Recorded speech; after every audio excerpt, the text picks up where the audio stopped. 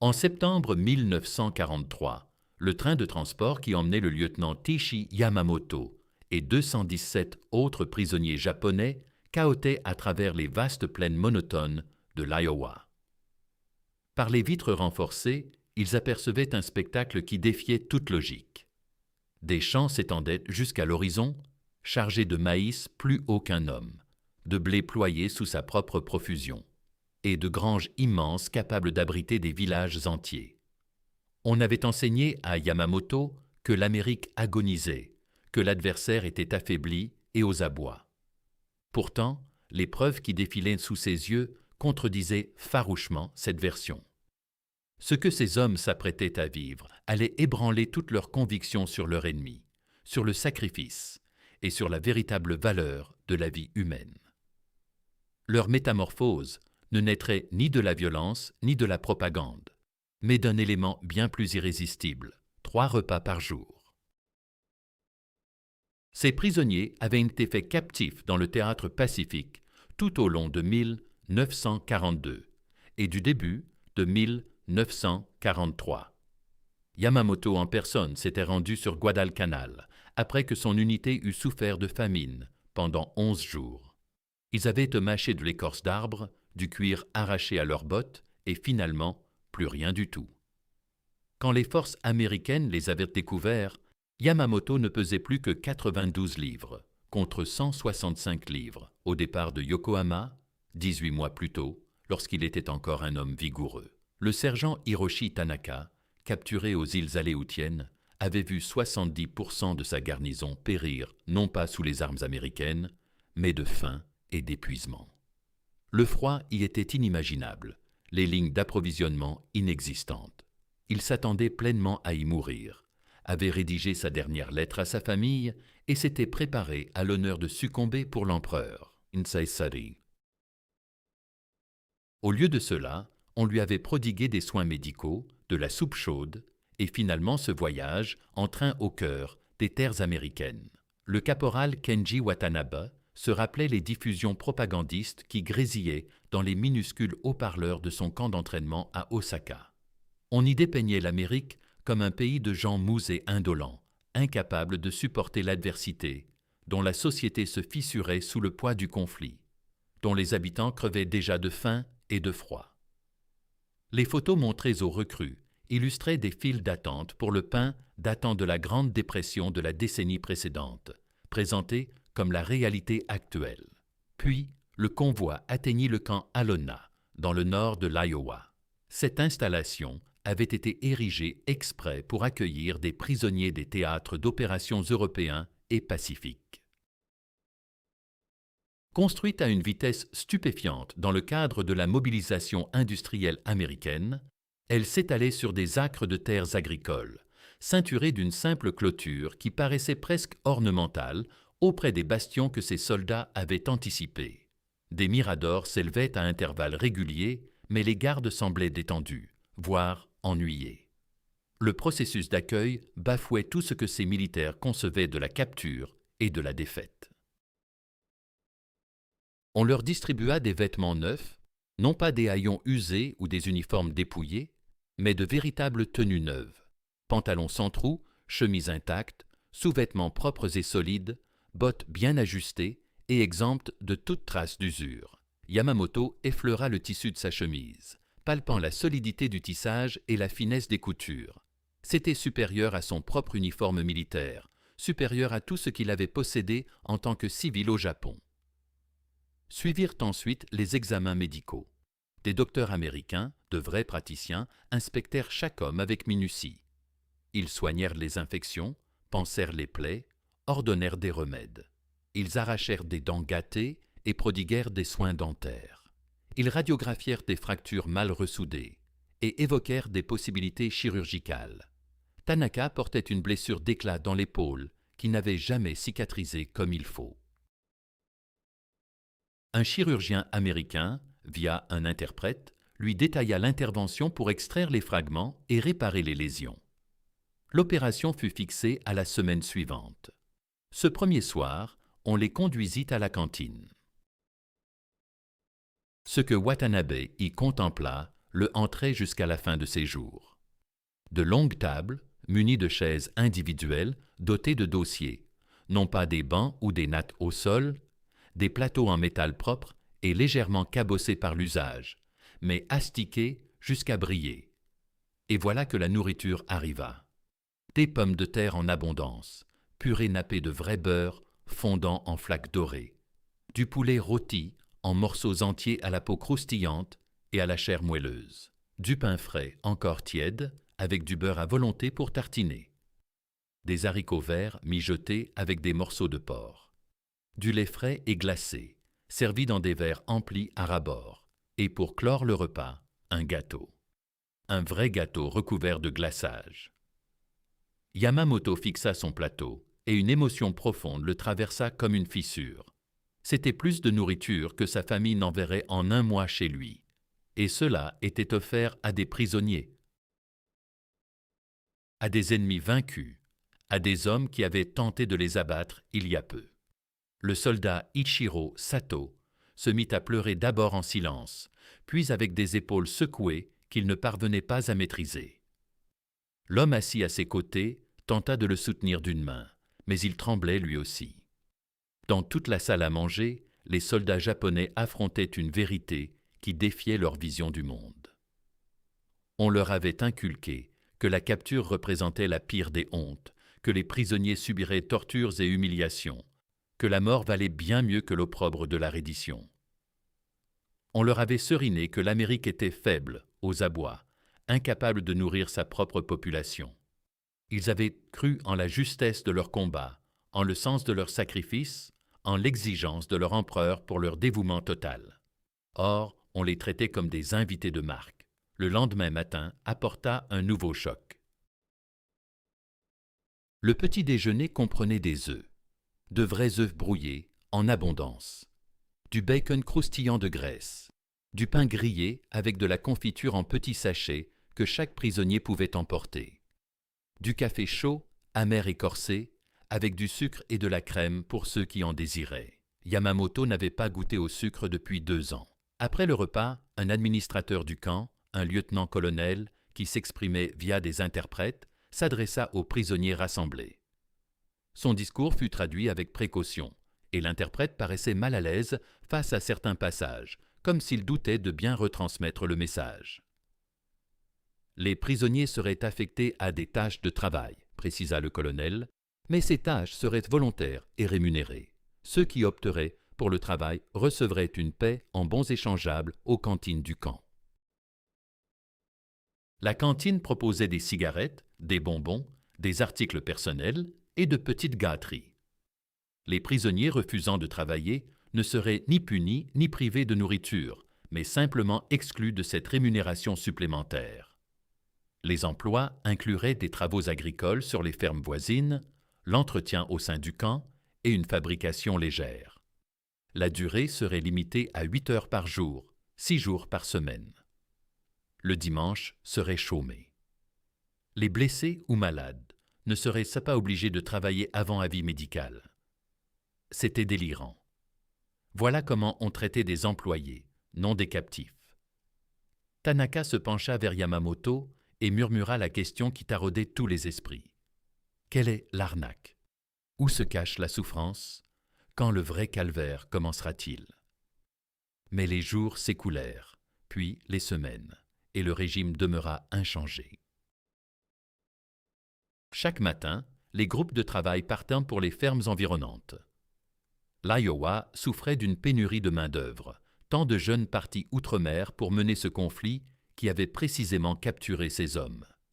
Les exploitations réclamaient désespérément des bras pour la moisson, et le gouvernement avait jugé que le labeur des prisonniers comblerait ce vide, tout en les occupant utilement. Watanabe se vit assigné à une ferme appartenant à la famille Johnson, à une quinzaine de miles du camp. Elma Johnson, un homme d'une 50aine d'années tardives, buriné par des décennies de labeur champêtre, aux mains noueuses comme des racines d'arbres et au visage impénétrable. Son fils se trouvait quelque part dans le Pacifique, en train de combattre les Japonais.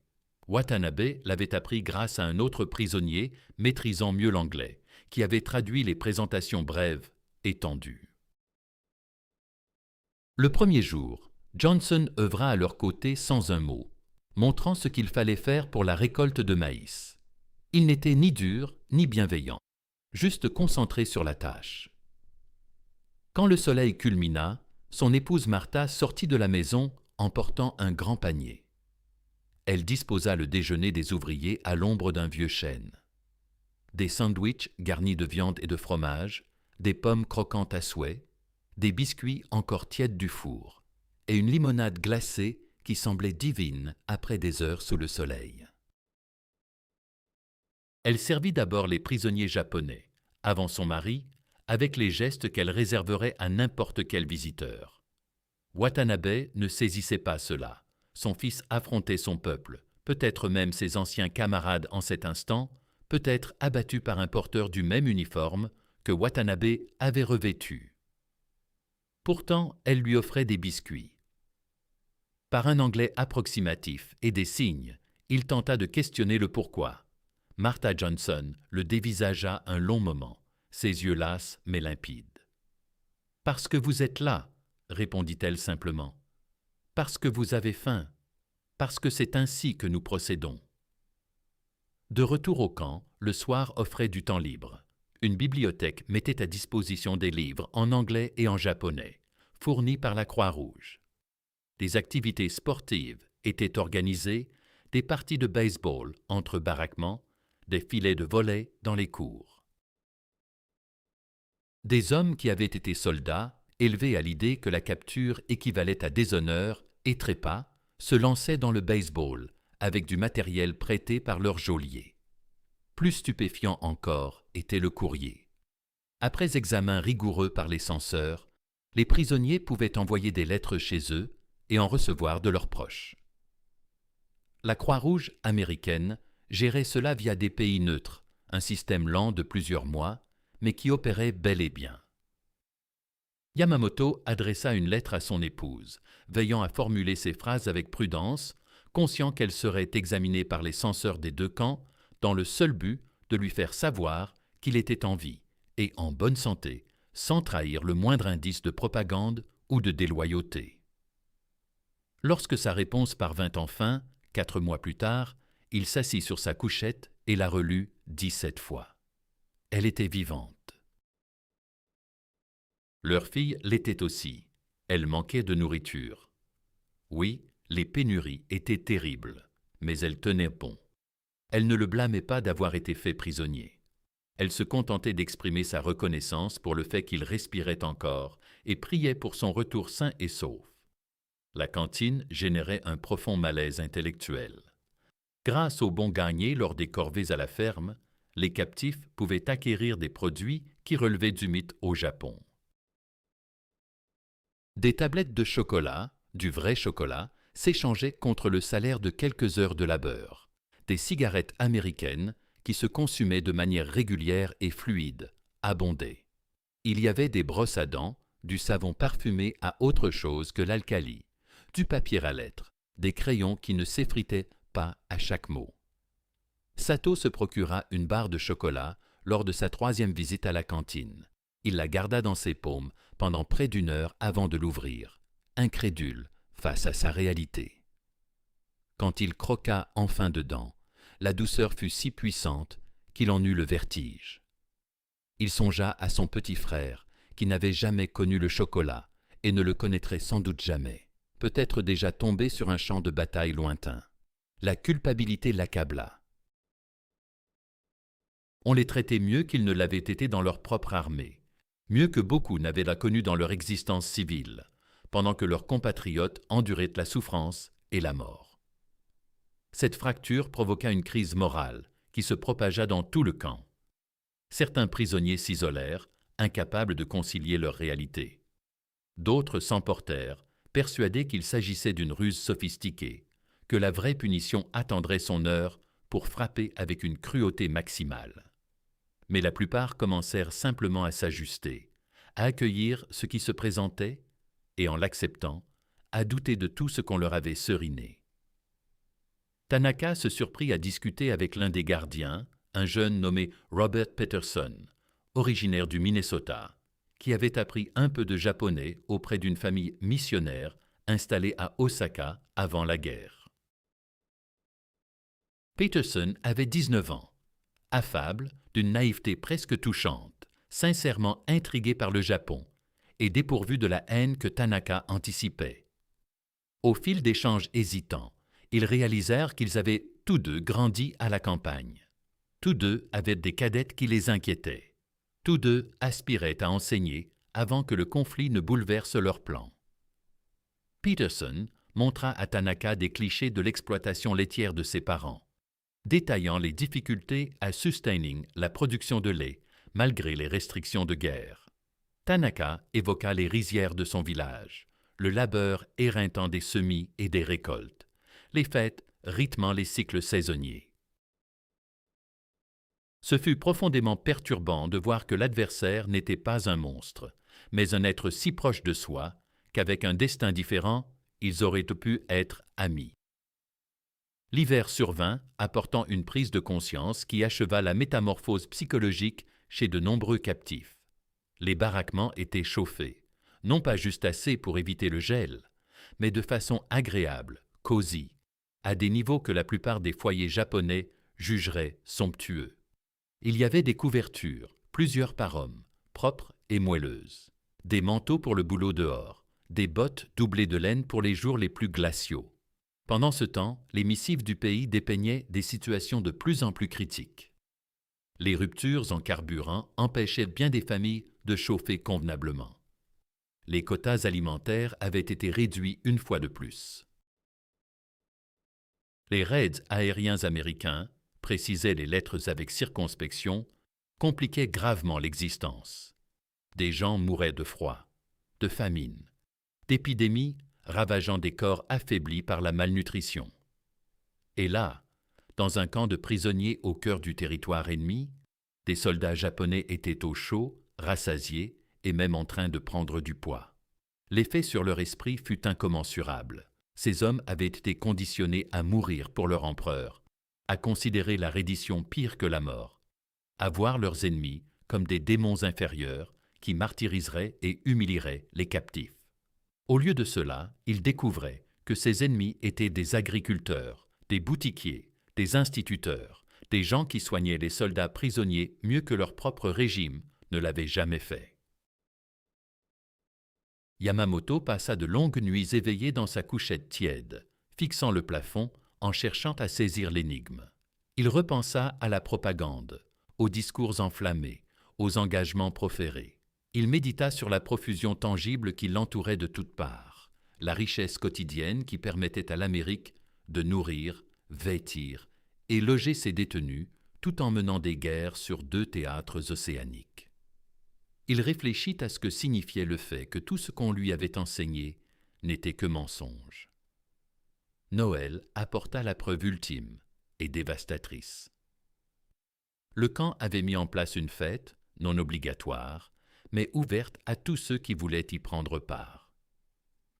Un sapin orné trônait là, un pin gigantesque qui frôlait presque le plafond de la salle de récréation, paré de guirlandes lumineuses et de décorations. De la musique retentissait, des chants de Noël en anglais qui paraissaient inhabituels. Le sien, et découvrit une écharpe tricotée le sien, et découvrit une écharpe tricotée, main aux couleurs rouge et blanc, l'œuvre évidente de quelqu'un qui y avait consacré un temps précieux. Une note y était jointe, rédigée en anglais soigné et traduite par un des prisonniers bilingues. Une certaine Helen, originaire de la ville voisine, avait fabriqué cette écharpe rien que pour un détenu du camp, dans l'espoir qu'elle lui apporte un peu de chaleur et de réconfort. Elle l'avait signée de son nom avec une bénédiction divine. Une civile ennemie, une femme dont le pays perdait des vies au combat contre le Japon, avait passé des heures à tricoter pour un prisonnier japonais, dépensé son argent pour la laine, emballé le tout avec soin et ajouté un message de bienveillance. Assis par terre dans la salle de récréation, le foulard en main, Watanabe comprit que tout s'était effondré. Toutes les certitudes qu'il chérissait, toutes les convictions qui modelaient son existence, toutes les vérités pour lesquelles il aurait donné sa vie, tout cela était irrémédiablement brisé. Il n'était pas le seul dans cet abîme. Autour de lui, les hommes affrontaient la même révélation brutale. Sato fixait un paquet de biscuits faits maison, le visage figé par le choc. Tanaka serrait une petite sculpture en bois d'oiseau, visiblement taillée à la main, accompagnée d'une lettre d'un fermier qui avait accueilli son équipe de travail. Yamamoto avait reçu un livre, une anthologie de poésie japonaise imprimée aux États-Unis.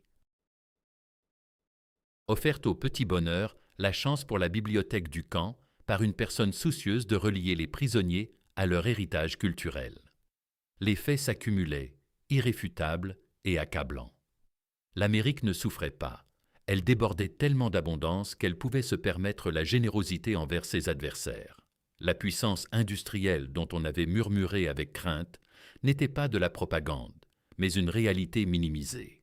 La cohésion sociale qu'on leur avait décrite comme en lambeaux s'avérait au contraire assez solide pour motiver des civils à créer des présents pour des captifs. Le Japon ne remportait pas cette guerre. Le Japon n'avait aucune chance de la remporter. Les bases mêmes de tout ce qu'on leur avait enseigné reposaient sur un enchevêtrement de mensonges. Pour certains, cette prise de conscience engendrait un désespoir profond. Pour d'autres, aussi curieux que cela paraisse, elle offrait un soulagement inattendu. Si tout n'avait été que tromperie, alors leur reddition n'était peut-être pas déshonorante. Si l'ennemi n'était pas le monstre décrit, la survie n'était plus une honte. Si la cause pour laquelle ils s'étaient battus reposait sur des illusions, leur échec à la défendre pesait moins lourd de culpabilité. Le printemps 1944 arriva plus tôt que prévu, accompagné d'une extension du programme de travail. Plus d'exploitations agricoles réclamaient de l'aide, et nombre de prisonniers se portaient désormais volontaires avec enthousiasme pour les corvées. La tâche était exigeante mais juste. Le traitement courtois, sinon chaleureux, et le temps passé hors du camp revêtaient une valeur inestimable. Ils pouvaient ainsi explorer davantage ce pays déconcertant, observer l'immensité de sa production agricole et mesurer pleinement à quel point on les avait bernés sur la vulnérabilité américaine. La ferme de Johnson devint un poste régulier pour Watanabe et plusieurs de ses camarades. Au fil des mois de collaboration, un respect réticent mais sincère s'installa entre eux. Johnson était un homme taciturne, mais d'une équité impeccable. Il suait autant que les autres et dirigeait par l'exemple plutôt que par les ordres. Quand un outil se cassait, il montrait aux prisonniers comment le réparer. Lors d'une averse imprévue qui menaçait la moisson, il œuvrait à leur côté jusqu'à minuit pour tout rentrer, tandis que Martha apportait de la soupe chaude au champ pour tout le monde. Un après-midi d'avril, pendant une pause à l'ombre, Johnson se montra plus bavard que de coutume, via Peterson, qui les accompagnait en tant que garde et interprète. Il leur raconta son fils.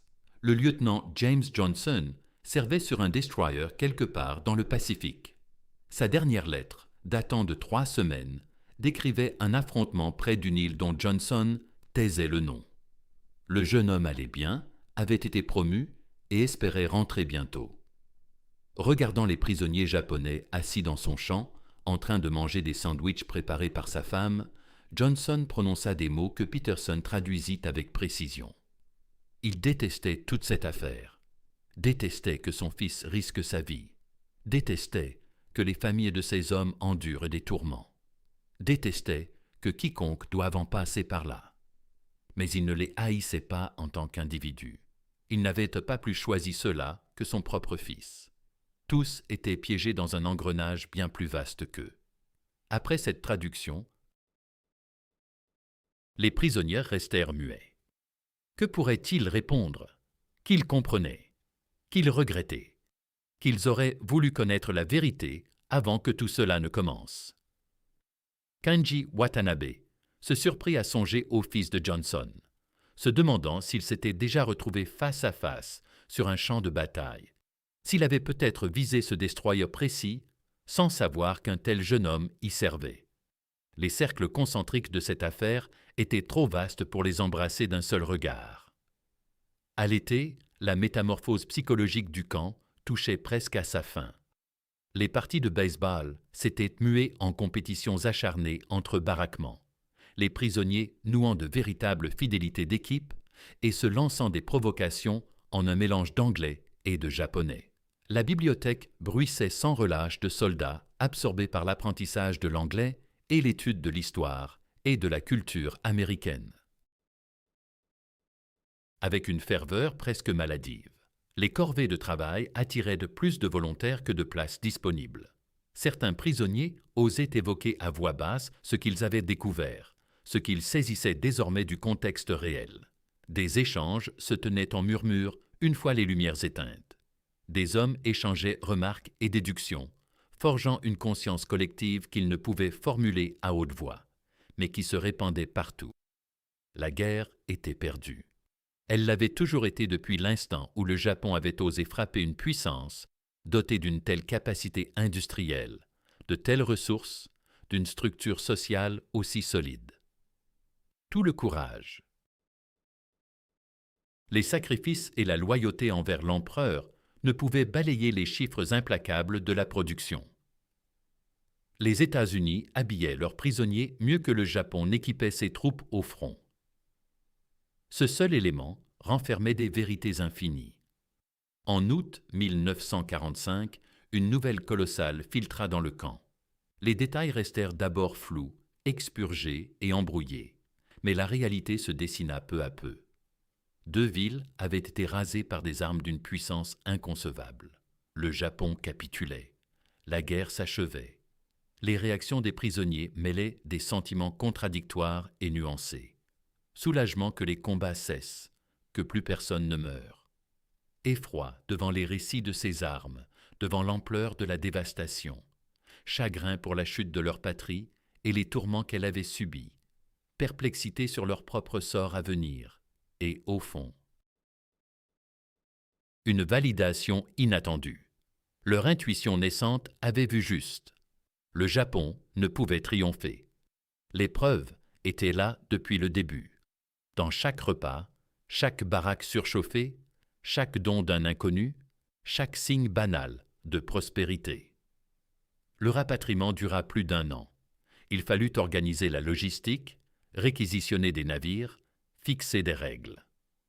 Pendant cette période, l'ambiance du camp évolua discrètement. Les prisonniers n'en étaient plus vraiment. Ils étaient des exilés en attente de retour au pays. Mais quel pays? Les lettres du Japon dépeignaient des villes en cendres, une infrastructure anéantie, une famine généralisée, une occupation par des forces américaines qui se comportaient, semblait-il, avec la même équité. La même rigueur et la même abondance alimentaire que les gardiens de camp Alona. Yamamoto reçut une missive de son épouse qui le fit pleurer. Elle racontait que des soldats américains avaient offert du chocolat à leur fille, aidé à restaurer le réseau d'eau du quartier, monté des dispensaires médicaux.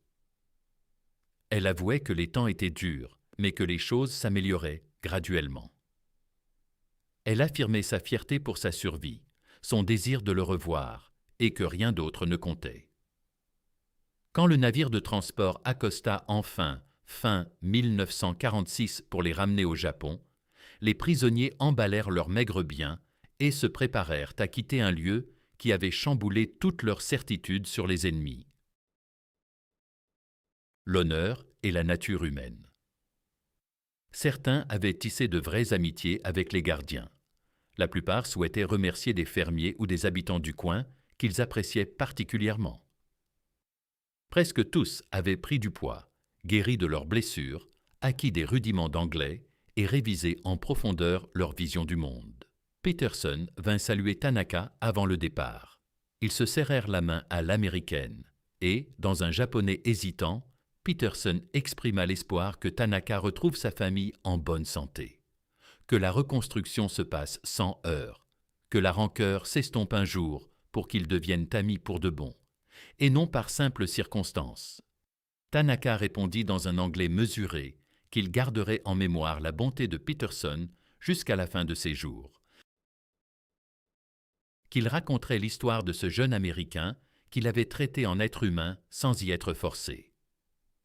Watanabe alla rendre une dernière visite à la ferme des Johnson, emportant une petite sculpture qu'il avait taillée dans l'atelier de menuiserie du camp, une grue en plein vol, emblème de paix et d'espérance. Il la remit à Martha, incapable de trouver les mots justes dans aucune langue pour traduire son émotion. Elle la prit les yeux humides et lui glissa un paquet de biscuits pour le voyage. Le bateau qui les reconduisait à travers le Pacifique était bondé et inconfortable. Rien à voir avec l'opulence iovienne qu'ils avaient fait connue. Mais personne ne se plaignait. Ils rentraient chez eux. Quoi qu'ils y découvrent, ils rentraient chez eux. Bien sûr, ce qu'ils découvrirent n'était autre que la dévastation, des villes changées en ruines, des usines anéanties, des habitants affamés et profondément marqués. L'occupation avançait à grands pas, avec les forces américaines omniprésentes qui distribuaient de l'aide alimentaire, supervisaient la reconstruction et instauraient un semblant d'ordre. Les prisonniers de camp Alona observaient tout cela et y reconnaissaient un schéma familier. Ce n'était pas de la vengeance, c'était la même bienveillance fondamentale qu'ils avaient jamais connue en Iowa, mais amplifiée à l'échelle d'un pays entier. C'était à la fois déroutant et cohérent.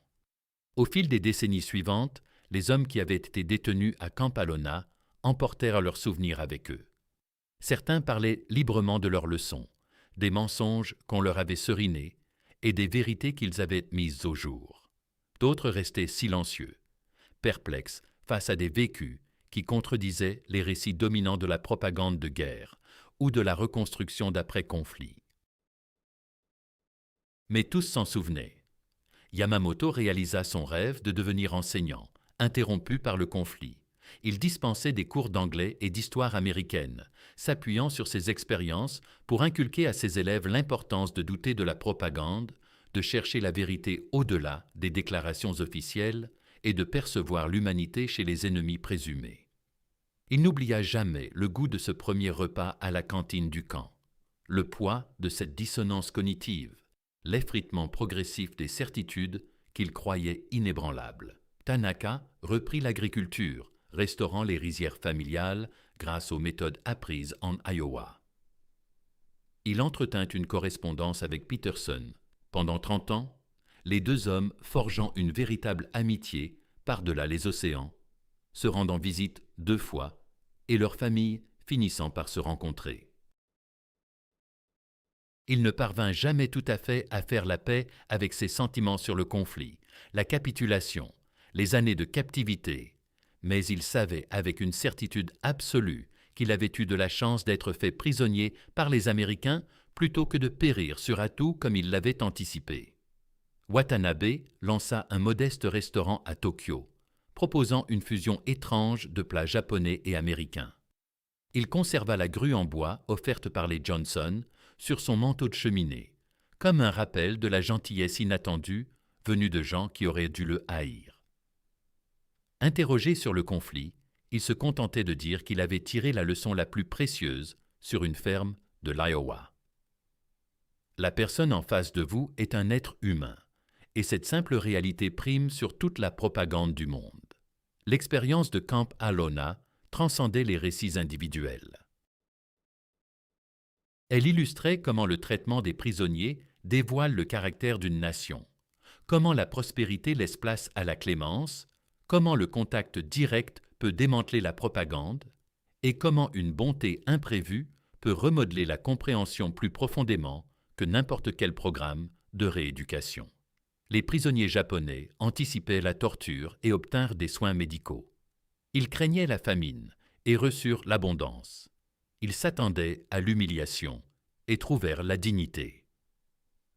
Ils pensaient confirmer tout ce qu'on leur avait enseigné sur la faiblesse américaine et découvrirent au contraire des preuves quotidiennes d'une force écrasante.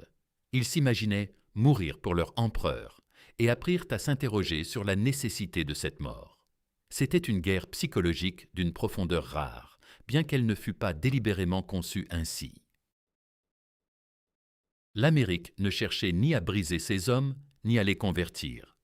Elle se contentait d'être elle-même, en appliquant aux prisonniers les normes élémentaires de traitement que sa culture jugeait ordinaires. Le fait que ces normes paraissent un luxe inimaginable à des hommes issus d'une société militariste fondée sur le sacrifice et la privation en disait plus sur la vraie nature du conflit que n'importe quelle bataille. L'abondance n'était pas factice. La gentillesse n'était pas calculée. Les 3 repas par jour, les baraquements chauffés, les soins médicaux, les écharpes de Noël, la rémunération du travail. Voilà simplement comment l'Amérique traitait les gens, y compris les ennemis, même au cœur d'un immense conflit, même quand ses propres citoyens se serraient la ceinture pour l'effort de guerre. Que cela semble impossible, qu'il ébranle la vision du monde des prisonniers, qu'il impose une réévaluation totale de tout ce qu'ils croyaient savoir. C'était l'essentiel, non pas par dessein, mais avec une efficacité redoutable. On ne peut conserver la foi en sa propre supériorité quand l'ennemi vous traite mieux que vos propres chefs ne l'ont jamais fait. On ne peut entretenir la propagande sur la faiblesse de l'adversaire quand ses prisonniers mangent mieux que vos soldats en première ligne. On ne peut s'accrocher à la justesse de sa cause quand la simple décence de ses geôliers vous pousse à tout remettre en question. Les hommes rentrés au Japon depuis Camp Alona rapportèrent des germes de compréhension qui influencèrent la mutation sociétale d'après-guerre. Ils faisaient partie de milliers ayant vécu des expériences analogues dans les camps à travers l'Amérique.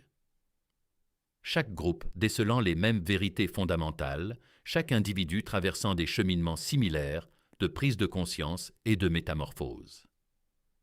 Ces expériences ont favorisé une transition étonnamment fluide, passant de foes acharnés à alliés étroits, car des individus des 2 camps avaient su percer le voile de la propagande pour apercevoir l'humanité qui se cachait en dessous. Les agriculteurs de l'Iowa qui ont employé ces prisonniers ont eux aussi tiré des enseignements précieux. Ils ont réalisé que ces soldats ennemis, qu'ils avaient tant redoutés et détestés, étaient en réalité de jeunes hommes éloignés de leur patrie, guère différents de leurs propres fils engagés outre-mer. Ils ont compris que la bienveillance n'était point une faiblesse, que le respect accordé aux captifs ne diminuait en rien leur propre engagement. Ils ont saisi que la guerre forge des clivages artificiels entre des êtres qui, sans cela, auraient pu être des amis. Et peut-être surtout, les 2 parties ont appris que la propagande, aussi omniprésente et insistante soit-elle, ne saurait résister indéfiniment à l'expérience directe d'une vérité contraire. On peut affirmer à quelqu'un que le chocolat n'existe pas, mais dès qu'il en goûte, il sait que c'était un mensonge. On peut dépeindre les ennemis comme des monstres, mais quand ces mêmes ennemis font preuve d'une courtoisie inattendue, la supercherie devient évidente. On peut ériger des idéologies entières sur des mensonges, mais la réalité finit toujours par s'imposer. Le camp Alona en est un témoignage durable. Le site perdure encore aujourd'hui, conservé en tant que musée et mémorial. Les baraquements ont disparu, mais leurs fondations subsistent et des panneaux relatent les destinées des hommes qui y vécurent ainsi que de la communauté qui les entourait. Les visiteurs peuvent y lire des lettres, contempler des photos, étudier des objets d'époque et tenter de saisir ce que cela représentait pour des soldats japonais de découvrir que les terres fertiles de l'Iowa surpassaient de loin tout ce qu'ils avaient pu imaginer. Que des civils américains puissent se montrer bienveillants envers des adversaires, que l'ensemble de ce qu'on leur avait enseigné reposait sur une erreur fondamentale. Cette leçon dépasse ce moment et ce lieu précis. Elle souligne l'importance des échanges humains directs pour contrer la propagande qui déshumanise. Elle illustre la force d'un traitement décent et constant, bien plus efficace que tout programme de rééducation.